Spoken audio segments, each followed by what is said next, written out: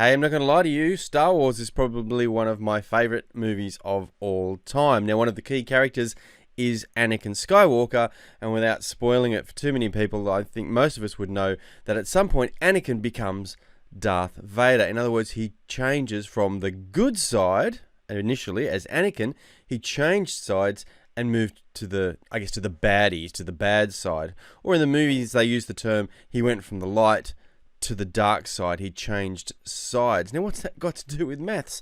Well, these things are opposite. For example, the opposite of light is dark. The opposite of good is bad. Well, the opposite of positive or plus is negative or a minus, right? We can see that they're opposites to each other.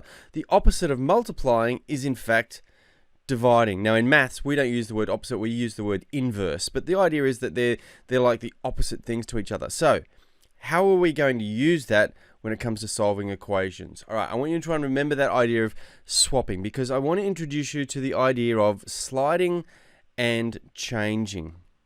When we slide something to the other side, so in other words, when it goes from one side of an equation to the other side, it passes the equal sign, things become their opposite. Just like Anakin became Darth Vader when he changed sides. So let's look at an example. Here's a very simple equation, x plus 2 equals 5, and we want to solve it. In other words, we want to find the value here for x that would make this true. Now, you can look at that quite easily and go, well, it must be 3, because 3 plus 2 will give me 5, and that's what we call solving it by observation. That's fine.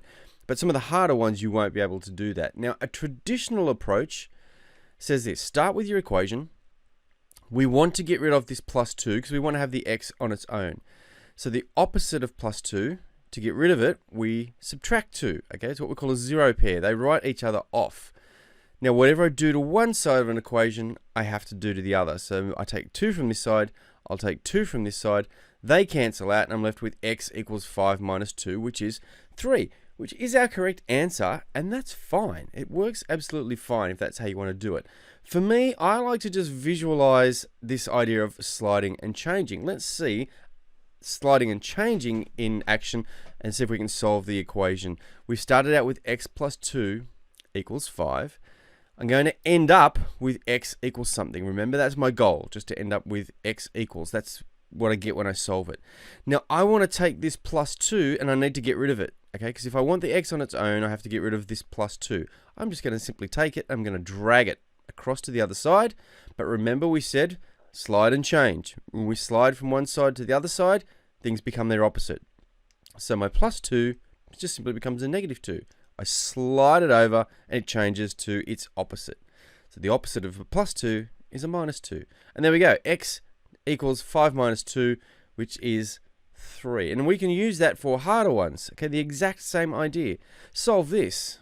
M minus 3.2 equals 6.1. Now, it gets a bit ugly here because I've got some decimals involved. But don't panic. Just use the exact same process. I want to end up with m equals something. I want to get rid of the negative 3.2. Remember, I'm going to take the whole thing. So I'm going to take this negative 3.2, drag it across. When it goes to the other side, it becomes a plus 3.2. You see, that's gone now. So m equals 6.1 plus 3.2. Add them together to give me 9.3. Slide and change. Where you can slide one thing to the other side, it becomes its opposite when you cross the equal sign. The same idea works for multiplying and dividing. Let's look at something. Solve 3x equals 21.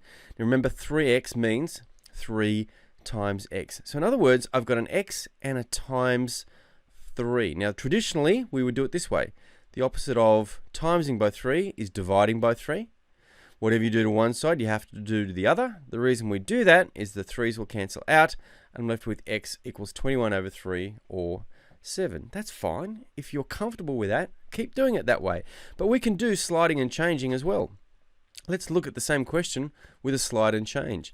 I want to end up with the x on its own. I have to get rid of the times 3. When I drag it times 3 to the other side, it becomes a divide 3. So I just put it underneath. So visually, I'm just taking this 3 that's attached to the x, the coefficient, and I'm dragging it underneath the other side of the equation. Okay, I'm just literally just dragging it under so it becomes a divide 3. And there you go. One little simple drag, and I can see that x equals 21. over 3. What about division? So let's do it. I'm going to rewrite it here because I want to see this sliding and changing in action. This is an x divided by 7 because that's what a fraction is. It's dividing. So it's this. I can read this as x divided by 7. Now I want to get the x on its own. So I'm going to take this 7 and I'm going to drag it to the other side. Now a divide 7 becomes a times 7 because divide and multiply are opposite. So a simple drag. I took it from the bottom. I bring it up beside the other the values on the other side because it's now going to be a multiply. And 7/8 are 56. So that's sliding and dragging. It's a nice visual way of moving things around in an equation when you're trying to solve it. Now we just did what we call one-step equations. Every one of those had one slide and then we could solve it. But you can do sliding and changing with equations that need 2 steps or 3 steps to solve. In fact, we might look at them in the next video. Good job. Well done.